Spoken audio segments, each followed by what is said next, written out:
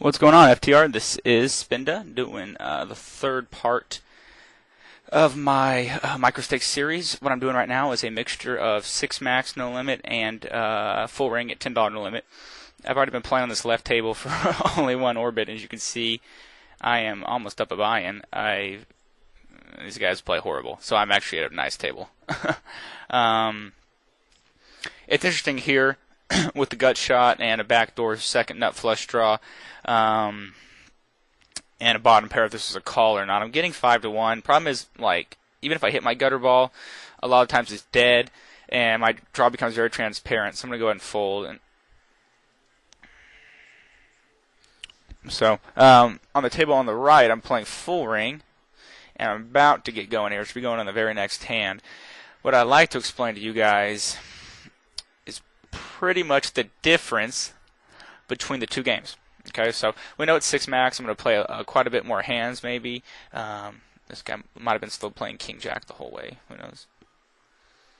Ace 5, Ace 2. And this guy calls a river check raise, which is top pair, no kicker. So we obviously, I think we're at a pretty darn good table here. I've already stacked one player here who just played horribly. Two straight hands. One hand he tried to bluff me. The next hand we got it all in for $5 stacks with ace. I had ace king suited. He had king 10. I flopped an ace and he was dead. Very first hand I get ace jack, and the sign of maybe not a good table really. When everyone folds in a 9-handed game to the blinds. Let me get these blinds posted here. And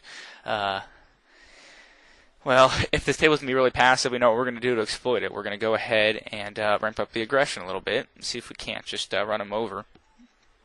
If we need to be. For them, it looks like the table is very passive. Very passive. So we'll see, what it's going to take some money off this table. We're certainly going to be a little more careful if it seems like everyone's playing passively, if people are showing aggression. It also tells me, though, that they're playing very tight ranges, which is great, because we can call, maybe with a wide range pre-flop profitably, to try to stack them, knowing that they're going to have a hand they're willing to felt. Like a hand like Jack-9 suited here is a great hand to play against people with tighter ranges. Unfortunately, against a player with like a $3.40 stack left, it's not a hand I want to play, really. The implied odds just aren't there to be calling, so unfortunately I would have flopped really nice with top pair and a gut shot. But what can you do? This player, I think, obviously has a pretty big hand. So it would have been interesting to see if we couldn't have caught a nice card on the turn and stacked them.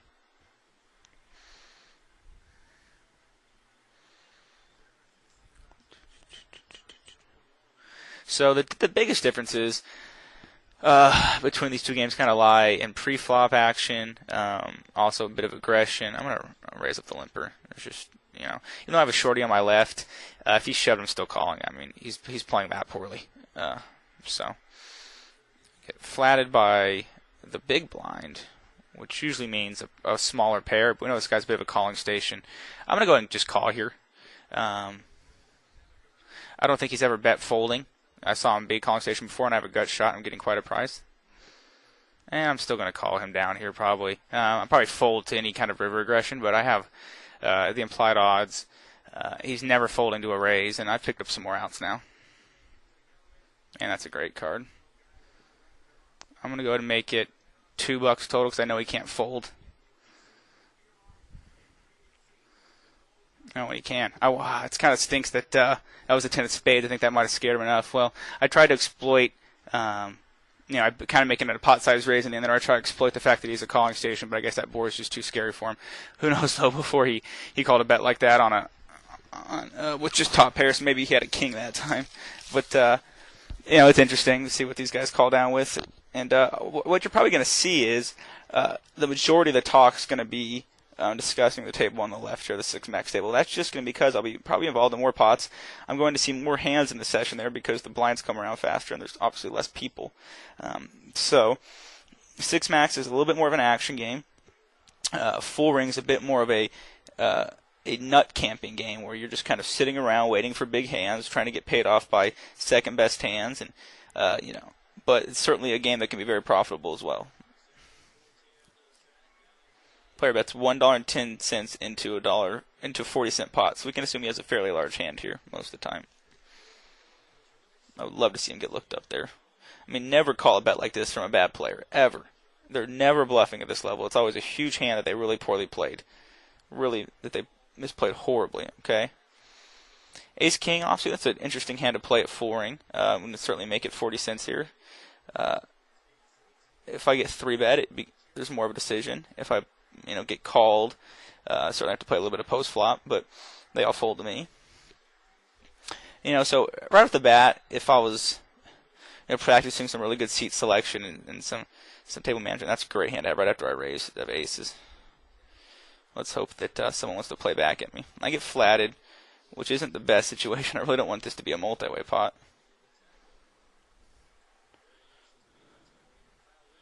That's a good flop for me. I'm going to go ahead and bet 80 cents out, actually 90 cents and a 95.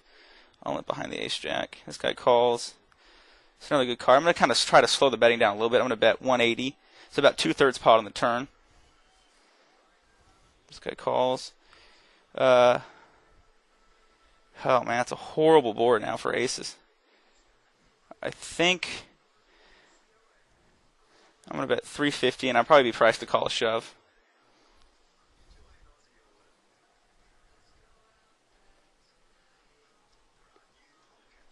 It just stinks, but man, he folds. Wow. What can he fold there? I like betting that river, though. I mean, I'm pretty much committed. I don't want to check and then him shove and have to call like a pot-sized bet with just one pair hand at 4-ring. But I also don't want to check and just let him check behind a queen-jack kind of hand, Jack-10 with a limper. There's a couple ways you could play this. For me, I'm just going to raise it up.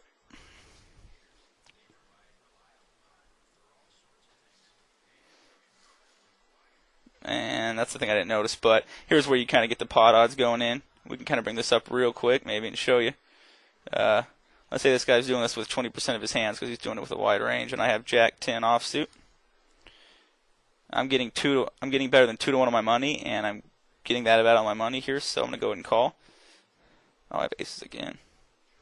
I probably need some help with the Jack-10, but it certainly would be put a king up there. King-queen.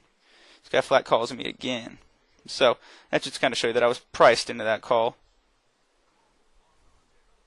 That's not the best flop. I'm going to try to string an overpair along, though, certainly, and he just folds. Wow. So this guy's called me twice when I've opened now, and hasn't really stuck a raise in or anything. So this player, I mean, what I didn't notice and what I wish I had on this last hand over here was that the guy on my left was pretty short and had been kind of aggressive in the past. I was still getting the right price. Certainly, I'm going to call the 7-8 suited to a min raise here on 4-ring table. That's a great hand to play on a multi-way pot. It's just an awesome hand. I flop middle pair. There's many ways to play this. I could check call one street. I could bet fold the flop. It's three-handed. I think what I'll do is I'll check and I'm going to call a smallish bet. Really hope this short stack shoves now.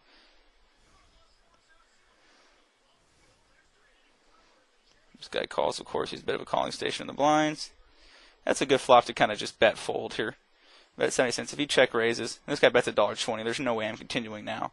Like I said, don't call these over bets from bad players. And I'm just assuming until I've proven wrong that he's a bad player.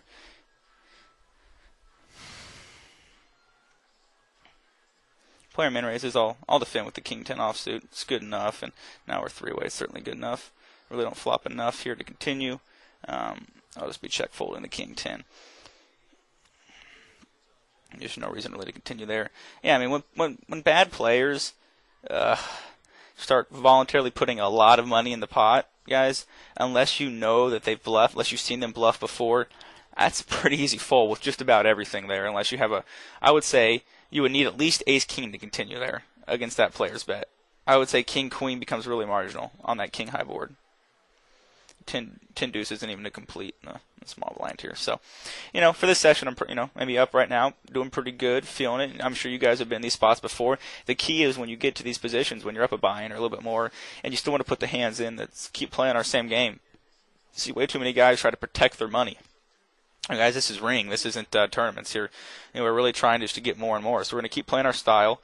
The one thing I would suggest, though, if you're not comfortable playing more than 100 big blinds deep, which it can be nerve-wracking at a time, say you're playing at a bankroll where you only have 22 buy-ins for your level, and all of a sudden you get 250 big blinds deep somehow, which is a great situation. I'm going to raise up the 4-7 suited because I feel like it. I'm going to call behind with the Jack-9 offsuit once again because I kind of feel like it. I knew this guy was going to call. It's not the best flop, but he checked quickly. I'm going to go ahead and bet 70 cents here. If he has a small pair, he's got to fold. Yeah. That's actually a good card to bet.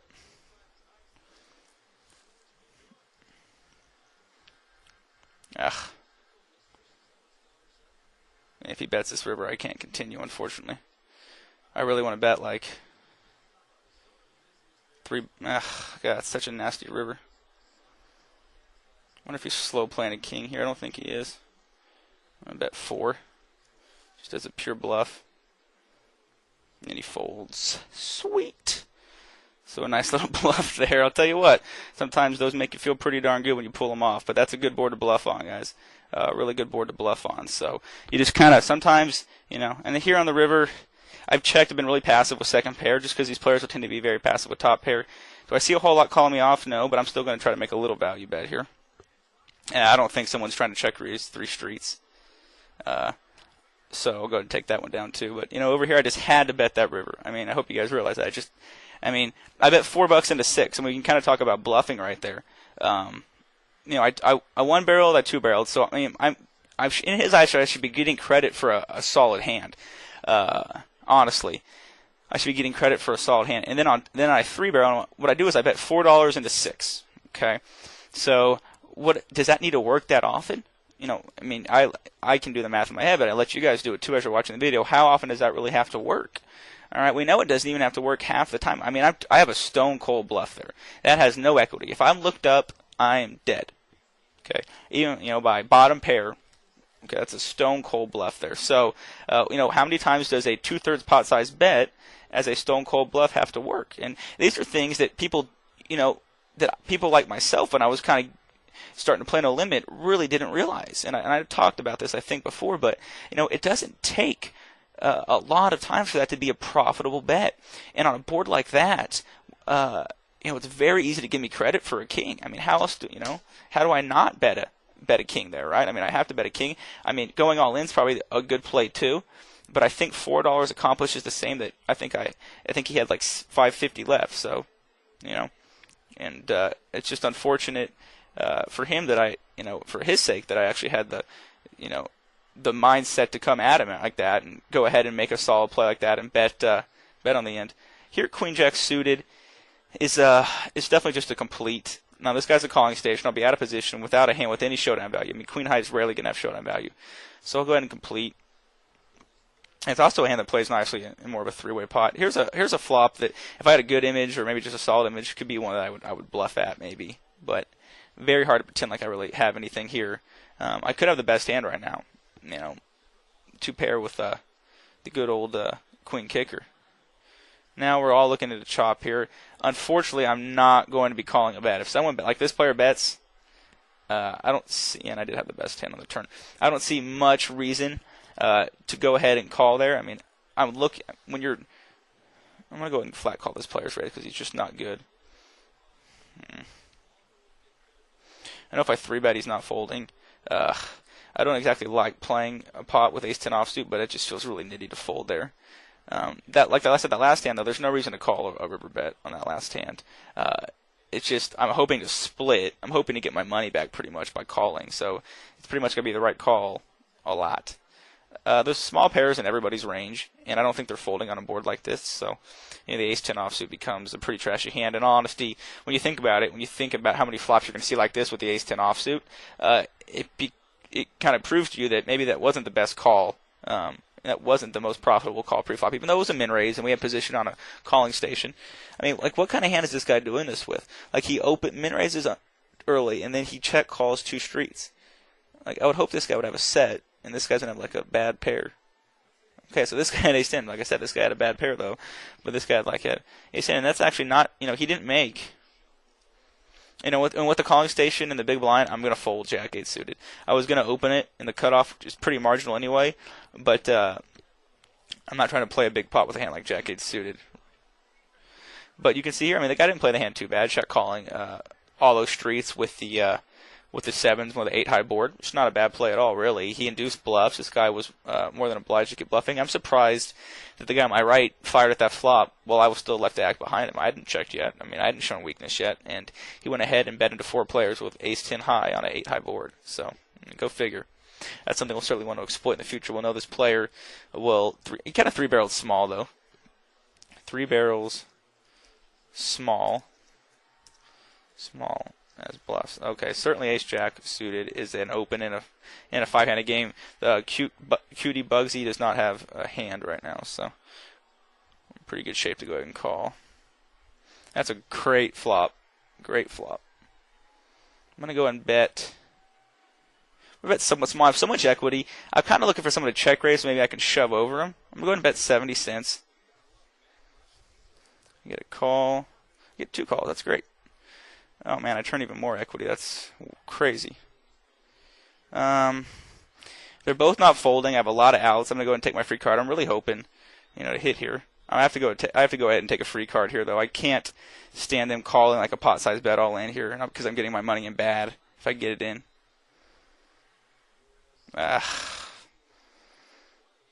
I'm hoping we check it down. Maybe I have the best hand. I doubt it, but I don't think a bet's going to work here at all. 9-10 and ace-deuce. Wow. I'm going to limp way under the gun with the deuces. It's so many outs, and this guy was probably going to pay me off there in the end. Wow, so many outs. I limp under the gun with the deuces because I don't like raising them up there, honestly, and there's nothing that says you can't limp in poker. That's actually a really good flop for deuce-deuce. But I'm still going to play it pretty passively at this level. I mean, you can't ask for much better flop with ace-jack suited when you flop the nut gut shot and the nut flush draw and an overcard. I'm not going to continue with bottom pair on this board. It's just my hand turns to crap way too easily on the turn. I'm not going to call this bet either. Once again, a pot-sized bet from a player at this level. I'm going to take that as meaning business. I flopped 12 nut outs there, which is just awesome. Which is just great, and unfortunately, I don't hit. I was getting called down, certainly getting called in the end by at least one of the players, but completely missed my hand. But on that flop, what I'd like to show you guys, and if I'm just going to kind of relook at the hand history real quick to make sure I got it right in my head. Ace of hearts. So they had 9-10 suited and ace-2 off is what the guy's flat calling out of the blinds with. It just shows you. How bad he really is. I have like ace of clubs, jack of clubs, there's 9 of diamonds, 10 of diamonds, and there's ace of hearts, 2 of spades, something like that. And the board comes like queen of clubs, 10 of clubs, deuce of diamonds. Look at all that equity on the flop. In a 3-way pot, I had more than half the equity, so it's obviously a bet on the flop. The turn comes like 9 of hearts. And now I had enough equity to bet there if the ace-deuce player was going to come along, which I don't think he is on the turn. I really don't think he is. But, if we take his hand out of the equation, actually, let's see if I can do that. Now we got to put him back in there. But, I still don't have that much equity. I have like 15 outs against this guy, which pretty much makes me like it already is a 2-to-1 dog. So the check behind was obviously the right play on the turn. The c-bet was obviously the right play. I probably could have c-bet larger. But what I was really trying to do was induce like a check raise so I could push, in all honesty. And it sounds weird, and I don't know exactly why I'm trying to do that. Well, I do know why. I'm trying to stay nice and aggressive, and I'm trying to induce a bluff by somebody and then be able to pop them with a really big hand. Because, a lot of times we get check raise, we don't have anything. I'm trying to induce kind of a check raise there when we do have a very, very large amount of equity in the pot. Very large amount. If I'm just up against that solo 9-10 hand all in on the flop, I have a gross amount of equity against that hand. I have like... Jeez, 12. I have like 18 clean outs twice, which is a favorite. There's no point in getting active at all in a limp pot with second pair on this board ever. Ever. Once you throw all those parameters out there about what the hand's going on, limp pot, low board, connected board, at a low stake, there's no reason to ever get committed to that kind of hand.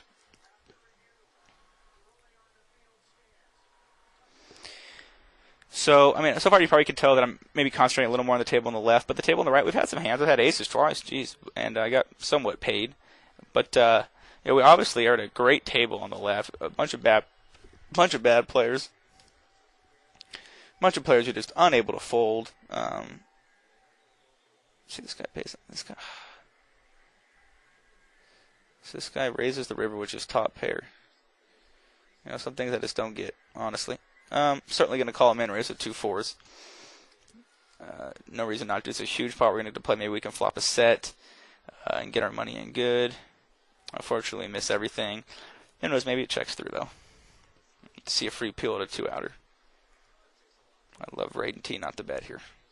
That's great. I'm going to take my 2 outs, certainly, and see if we can't peel a 4. We don't, and now this is just a very easy board to fold onto any kind of action.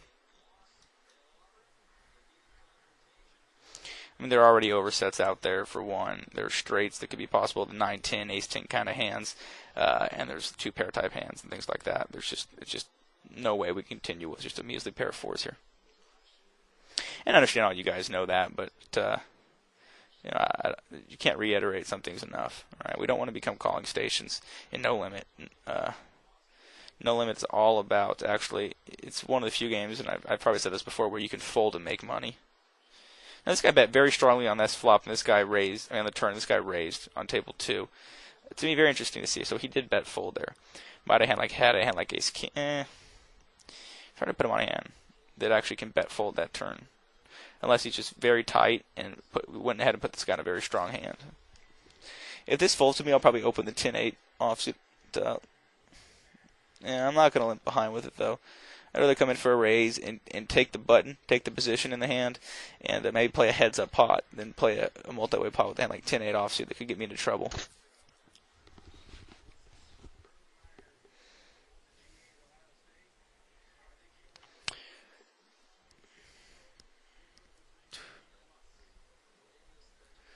So for the most part, we're just kind of sitting around waiting for some hands against some of these poor players. These guys are just playing a really wide range. If I had my poker tracker running, I'll complete the Jack-10 offsuit. It's not that great of a hand, really. Jack-10 suited I love, but Jack-10 offsuit's kind of meh. I'm going to go ahead and lead this flop. If I get raised, I'll probably go ahead and pitch the hand. Actually, the more I think about it, the more against these kind of players, this guy min raises. I can't really fold yet.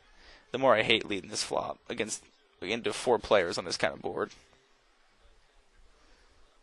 Maybe that ace will slow him down. If he can still bet into that ace, we're obviously behind. And there's all kinds of ace-8, ace-6 kind of combinations out there that I don't really want to play against.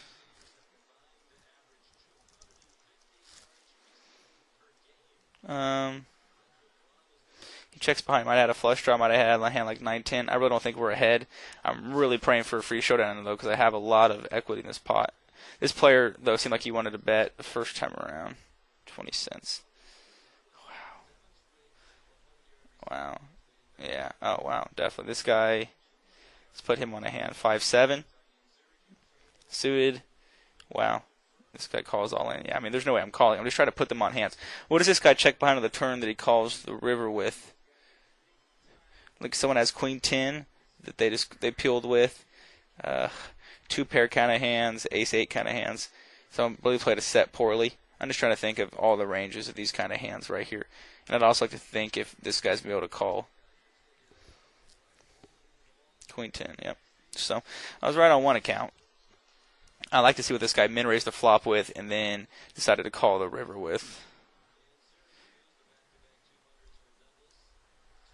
We want to put him on a range at all? Is it like a badly played set? Is it like 2-pair? This guy's not good. I'm going to call in position against him with a Jack-8 suited. He had aces. Yeah, so these guys are good at this level. Really good. Alright, I flop like the 3rd nut flush draw here against a player with an ace-high board. I'm going to go ahead and bet this flop. Build a pot here. I don't expect an ace to fold, but I gotta build the pot a little bit. And I actually kind of regretted that right when I did it. And I'm really not noticing these short stacks like I should be because to get check shoved there kind of stinks.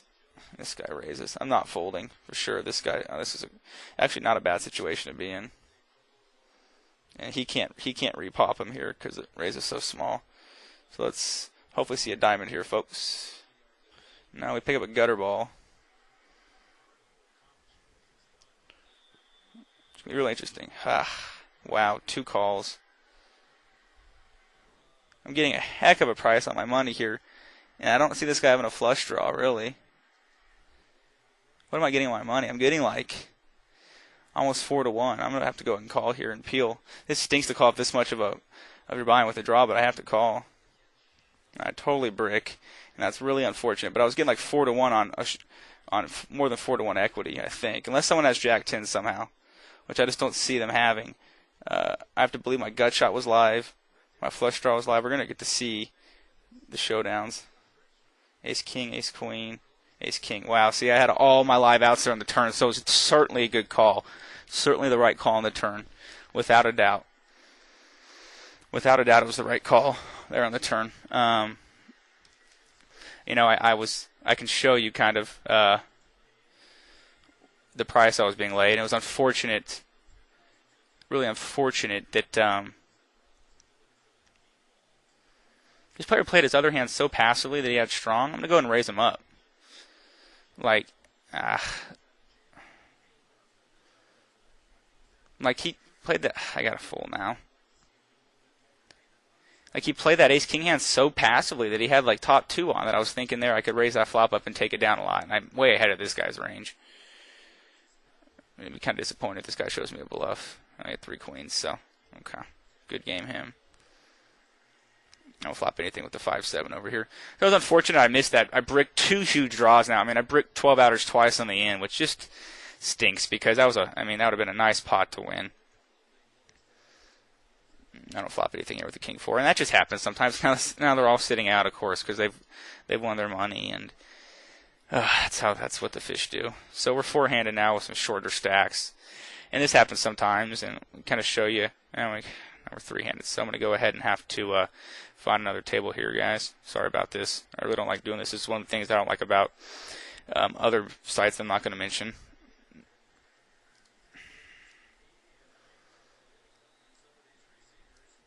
Man, 2 big draws to brick, though, just kind of stink. Sorry for taking a while to get this table in. I'm going to limp behind here. Then I'm going to sit up the next blinds, though. I'll kind of complete with the 9-7 suited. I flop the nuts now on this table. I feel like betting here. Maybe I'll get check raised or something. It's good. Now I just don't want any clubs to come. Jeez. Talk about action killers. I'm going to bet real small. Try to get some value out of my hand. Maybe get a check raise. It just stinks so much. That's an easy call. Well, glad he pushed. 10 high flush. That's always good, sir. Nice hand. Can't raise that up. I'll sit out at this table now. Try to get in this other table. Yeah, I have to leave that table. Sorry for changing tables, but we kind of see at this table, unfortunately, too, how short they are. So, we kind of sometimes have to find your way to a good table, really. Look at all these tables. I mean, I could bring up all these tables, and there's a bunch of $3, $4 stacks. And if we have an edge on our players, here's a better table, much better. Go and sit out this table. Bring this other one in first, make sure we're going to get going here pretty soon. And once again, I apologize, guys, about changing the tables on you. But sometimes you just got to do it. King, Queen. I believe at full ring that's pretty much a limp behind here. There's kind of no reason to play a raised pot with King, Queen.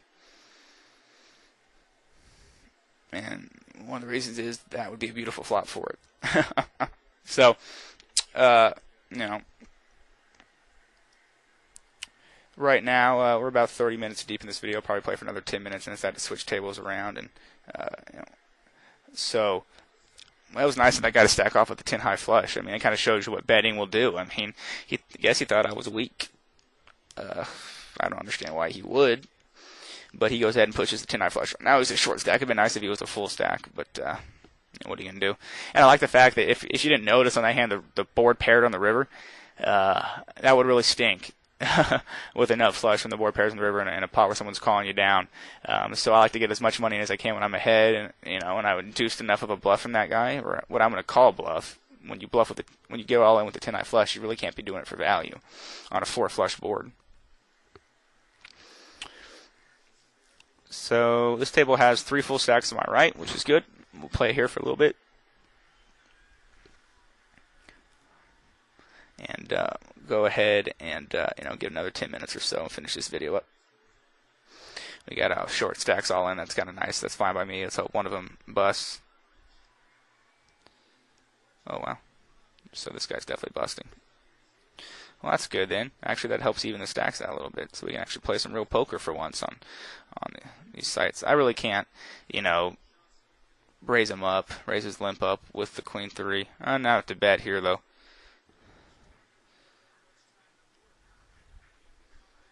So he's thinking, and he calls. Checks real quick. Could be weakness. Do I think I'm going to get a 4 to fold?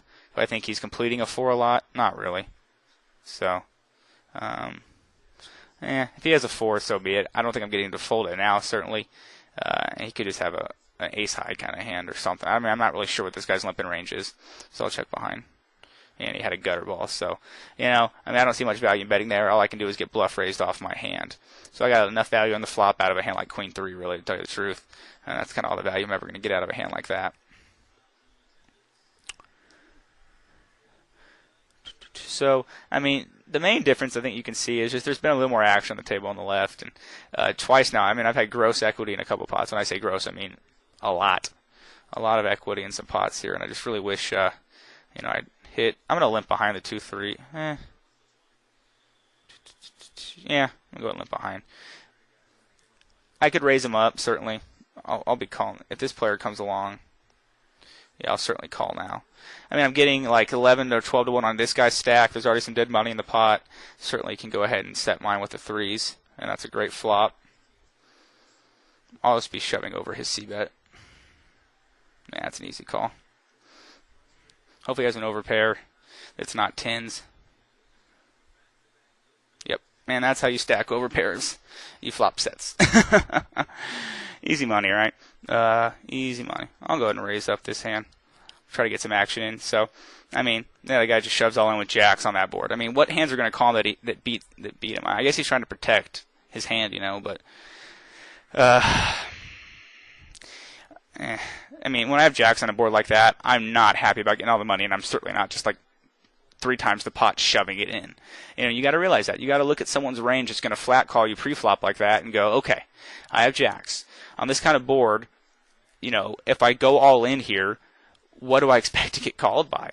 And it's an old adage of you might have you might have a better hand sometimes. I'm just not going to leave this unless a 5 comes. I'm not going to be playing this for much of a pot. I might call a river bet now. Check spine. I should have the best hand. So, even there's kind of old adages like if you have 4 of a kind on a board where there's a straight flush possible, and maybe that's the only hand your opponent could have that he could call your bet with, there's not much expectation in betting, and that's what a lot of people don't understand. Is like, and now that might have been a bit of a different situation because that was kind of a dry board and he had an overpair. But like, if your bet, even if you have a huge hand, but your bet's only going to get called by a bigger hand, right? There's no expectation in betting. Sometimes you have to swallow your pride every once in a while, like check behind the second or third nuts, just because there might not be any expectation in betting. And that's a theory that most people don't get, and it comes from people that play games like more of open card games, like a 7-card stud kind of format, where you get a lot of information on your opponent's hand, on his actual holdings, and there really aren't community cards. But it's applicable in all kinds of poker, and you guys need to start as you're getting better at this game, thinking on terms like that, thinking deeper than just, what do I have? I have a very big hand. I need a bet. I have a very big hand. Okay, how much can I bet and get called? Does a bet get called by worser hands enough? All right, can I check and induce enough of a bluff? Things like that.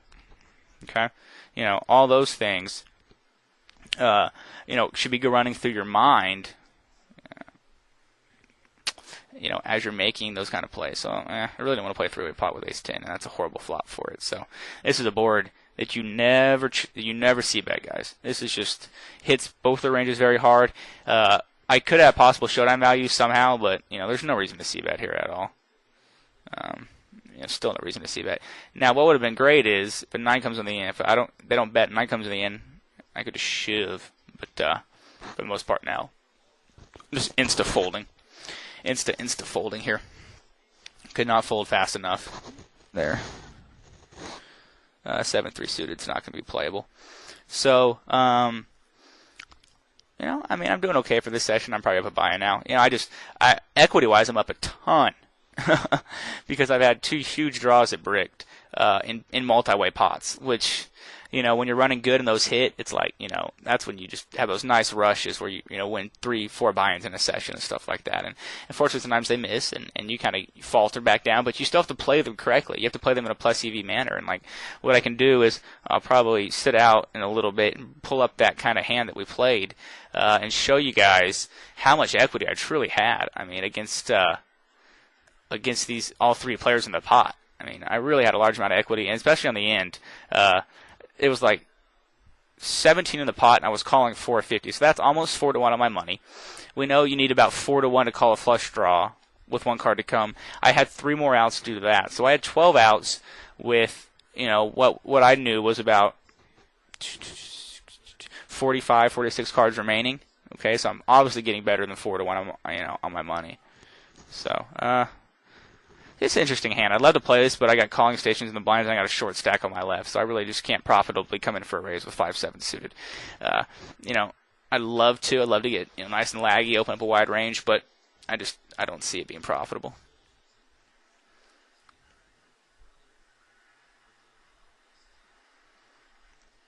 But I hope so far you guys have enjoyed these videos. King Queen offsuit is easily a fold under the gun. I appreciate you guys starting to rate them more. Mine and guys like JGB and Trainer Jim's and ISF and Massimo's videos. Those are great that you guys are getting on there, watching them, rating them. We really appreciate it. When FTR kind of approached us, asking who'd like to make some videos and things, or if we would want to get into that, and I kind of jumped on it. Number one is because for a living I teach. I instruct golf, but so I kind of feel at home sitting here and telling you guys what to do, in a sense, which is nice. And I feel like I can relay my message pretty well to you guys because I just have experience. I teach 10 to 12 people a day in my real job, so I feel like I have good experience in giving direction and what people need to hear to learn. So it sounds like so far you guys have gotten pretty good use to the videos. I'll tell you pretty soon here the series is going to end, and I'll be going to make videos for a different site, a site where the videos aren't free, and you probably have already seen the name here on the tables. I'm going to make one more video after this one, and I'll explain more or less kind of what that site is. It's not a joint venture with FTR, but it obviously if FTR has let me have the name on here that they're okay with it. So it's certainly going to be some other FTR members making some videos for lower stakes guys, and I'll really explain that more in the next video. What I'd like to do here is sit out the next blinds here pretty quick. I'll check the ace jack, and we'll talk about that jack 9 suited hand. I really want you guys to see the equity that I had in that pot. I wish I had the hand history still with me. I've closed that table out, so I'm pretty sure I've lost the hand history. I'm going to do is I'm going to play a couple more hands, and then we can go ahead and kind of review that hand. If I remember correctly, it was 4-way. 2 guys had ace-king, 1 guy had ace-queen on a ace-king-queen board with a flush draw, and I had the flush draw, the jack-high flush draw. And I'll give it to the guy that had ace-queen. He was actually being very aggressive with the hand and betting a good amount. But I'm going to go ahead and sit out here. I'm going to actually bring up that hand. We'll play a little more full ring, actually. I'll complete the jack-9 offsuit. What the hey, And I flop a gutter ball, but that's about it. I'm really hoping it goes check, check, check. Unfortunately, the player in late position, when it gets checked to, usually will fire at the pot. And if I knew it was a really nitty player, yeah, you could almost call for stack odds with a gut shot. But the fact that he has a very, very wide range for betting here, I could check raise, but I'd just be turning my hand to a bluff. So I had jack and diamonds, 9 of diamonds. I don't think anyone. And the other thing is, I think the ace and the king were the diamonds on the board. So there was like ace of spades, king of clubs, king of hearts, ace of diamonds, queen of spades, right? The board was like ace of diamonds, king of diamonds, 4 hearts, right? So on the, I guess I have an extra card there. Oh, I do. What ace am I missing? Ace of hearts. Okay. So I did that wrong. So let me fix this real quick. There should be ace of hearts in his hand and ace of diamonds on the board. I'm folding the deuce 4 offsuit. Okay. On the flop, even though the two guys had top 2, look at my equity. I have 40% equity. So I was by far and away getting the best of it on that flop. I mean, by far and away. On the turn, like the queen of clubs comes, all right? And look at this. Now I have 27.5% equity, all right? So I don't even need 3 to 1 to make that turn call. And I'm getting almost 4 to 1. I don't even need 3 to 1. I need less than 3 to 1. So obviously a profitable turn call. And unfortunately, obviously, like it was like a 6 of spades bricked in the river, and there was a chop between the 2 ace kings. But on that turn, sure.